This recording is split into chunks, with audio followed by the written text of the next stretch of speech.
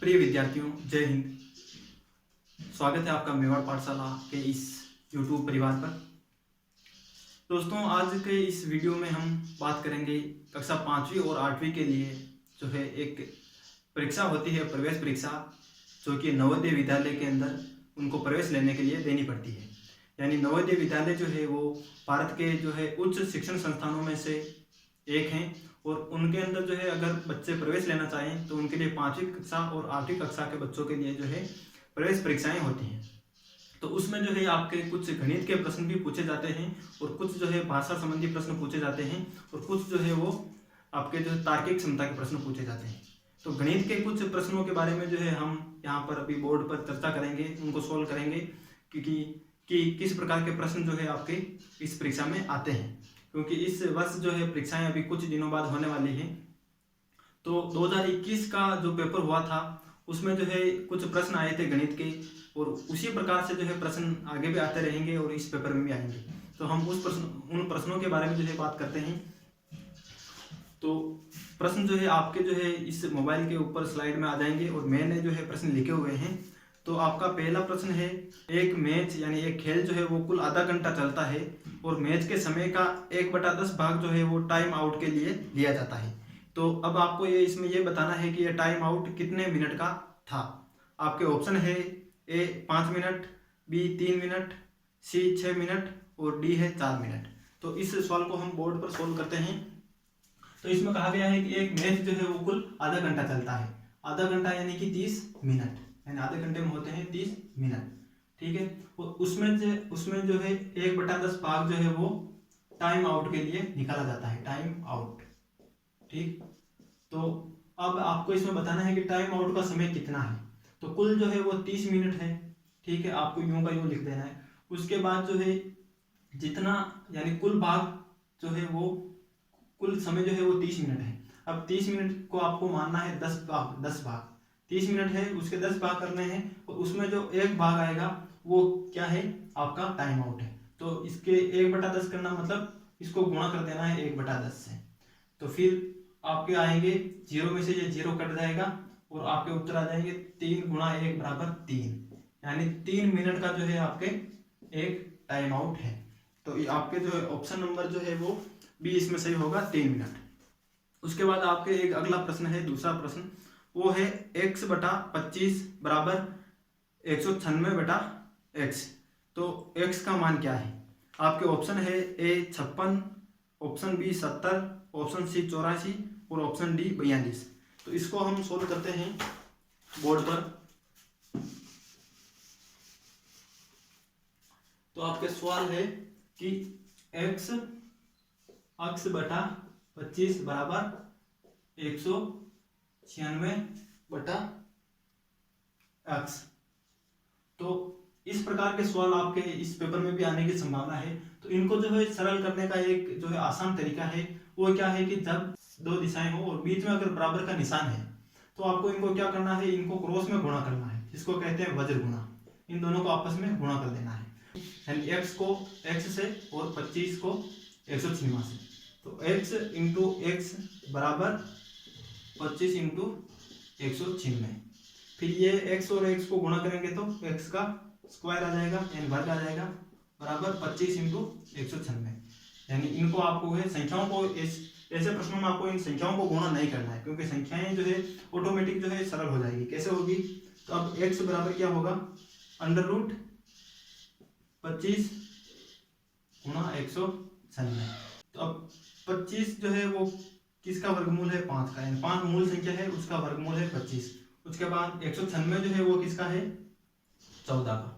तो x का मान क्या हो गया, 5 × 14 बराबर 70।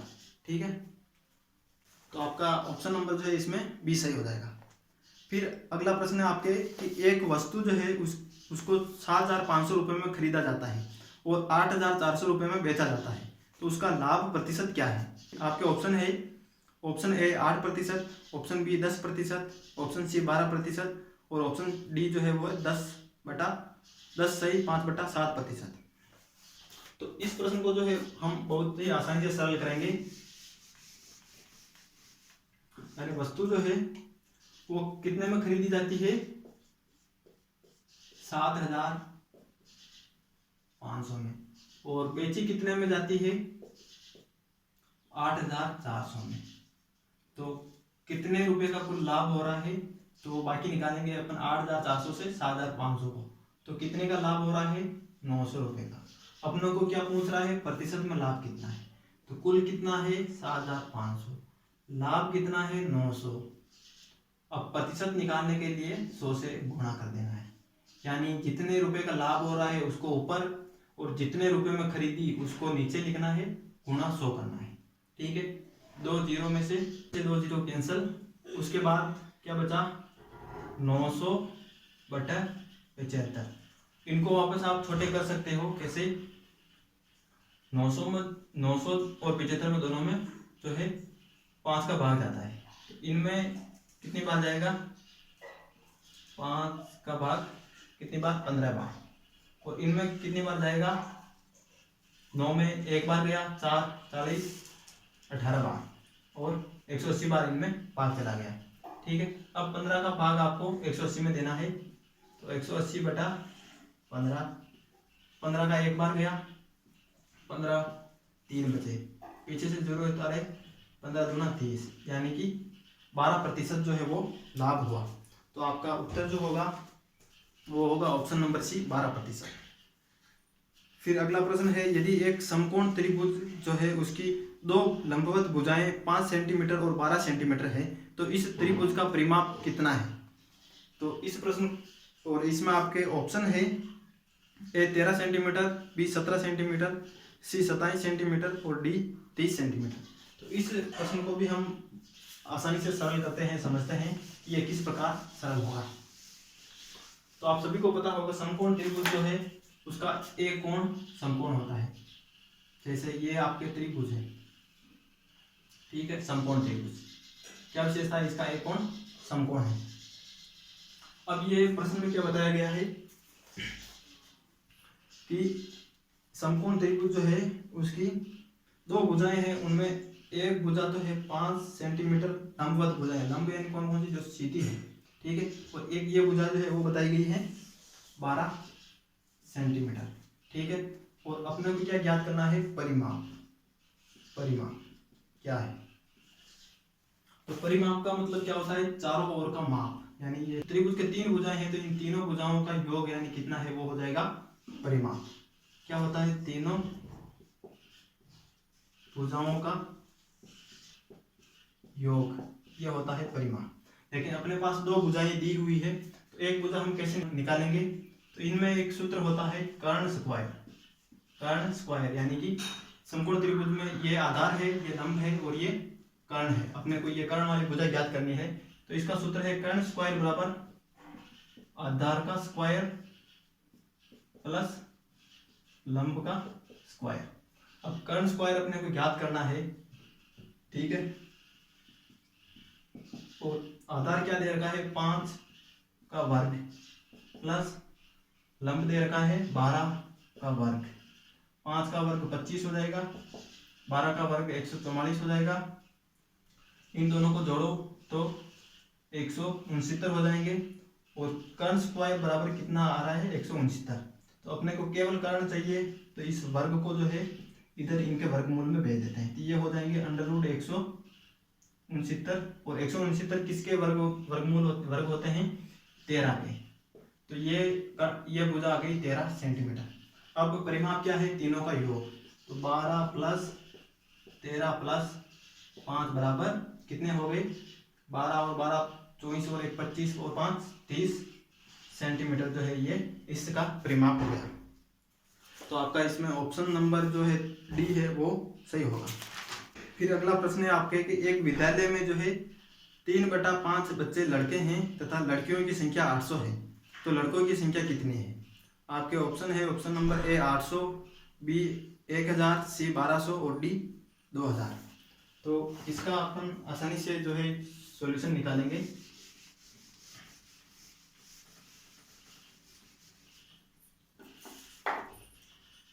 तो इसमें जो है कुल 3/5 कितने हैं? लड़के, ठीक है, और लड़कियां कुल कितनी है? 800। ठीक है, अब 3/5 का मतलब कुल 5 है, उनमें जो है 3 क्या है, लड़के। तो लड़के कितनी बच गई, 5 में से 3 गई तो 2, यानी लड़के और लड़कियां, इनका अनुपात जो है वो क्या आ गया, 3:2, यानी 3:2 जो है वो लड़के लड़कियों का अनुपात है, कुल हो गए 5। ठीक है, अब 2 जो है वो लड़कियां हैं, लेकिन 2 का मान यहाँ पर क्या दे रखा है, 800। 2 का मान 800, तो 1 का मान कितना हो गया, 800 में 2 का भाग देंगे तो कितना आएगा, 400, यानी 1 अनुपात का मान कितना हो गया, 400। तो यहाँ पर लड़कों का अनुपात कितना है, 3। 1 अनुपात का मान 400 है, तो 3 अनुपात का मान कितना होगा, 3 × 400 यानी कि 1200। तो इस प्रकार जो है क्लास में लड़कों की संख्या कितनी है, 1200, और ये आपका ऑप्शन नंबर जो है वो सी सही होगा। फिर अगला प्रश्न है आपका कि 2,02,000 को अंकों में लिखने पर क्या प्राप्त होगा। तो ये बहुत ही आसानी से हो जाएगा। 2,02,000 को आपको अंकों में लिखना है, तो कैसे लिखोगे आप, 2, फिर आपको पता होगा कैसे लिखोगे, तो इकाई, दाई, सैकड़ा, ये 2,000 हो गए, कितने, 2,000 हो गए, उसके बाद 10,000 और ये लाख। तो कैसे लिखोगे आप, इकाई, दाई, सैकड़ा, हजार, हजार पे 2,000 हो गए, 1000 के बाद 10,000 और लाख, तो ये 2,02,000, यानी 20 और 2 के बाद 3 0, ये हो गए 2,02,000। ठीक है, फिर अगला प्रश्न है आपका कि 6 अंकों की सबसे छोटी संख्या तथा 4 अंकों की सबसे बड़ी संख्या के बीच का अंतर क्या है। ठीक है, तो आपको ये अंतर निकालना है और ऑप्शन आपके सामने है। तो 6 अंकों की सबसे जो अपने को छोटी संख्या जो है वो पूछी है, तो 6 अंकों की संख्या कौन सी होती है, इकाई, दाई, सैकड़ा, हजार, 10,000 और लाख, यानी कि एक के पीछे आप 5 0 लगा दो, यानी 1 लाख जो है वो 6 अंकों की सबसे छोटी संख्या है, और सबसे बड़ी संख्या है वो है 9,09,999। ठीक है, तो अब सबसे छोटी संख्या ये है, और इसमें से जो है अपने को बाकी क्या निकालना है, 4 अंकों की सबसे बड़ी संख्या। तो 4 अंकों की संख्या कौन सी होती है, एक के बाद आप 3 0, यानी 1,000 जो है वो 4 अंकों की संख्या है। अब 4 अंकों की सबसे बड़ी संख्या कौन सी है, तो 9,999। अब इनमें से आपको क्या बाकी निकालना है, 9,999 बाकी निकालना है, और जो उत्तर आएगा वो आपका उत्तर है। तो 10 में से 9 जाएंगे तो 1, फिर इधर 9 ही रह गए थे, इधर से उधार लिया, तो 9 में से 9 गए तो 0, फिर वापस 9 में से 9 गए तो 0, फिर 9 में से 9 गए तो 0, और इधर जो है वो क्या है, 9। ठीक है, तो 9, उसके बाद 3 0 और 9, ये जो है आपके इस सवाल का उत्तर है। ठीक है, फिर आपके अगला प्रश्न है 12 सही 1/16 का दशमलव रूप क्या है, यानी इनको दशमलव में लिखना है। 12 सही 1/16, 12 सही 1/16।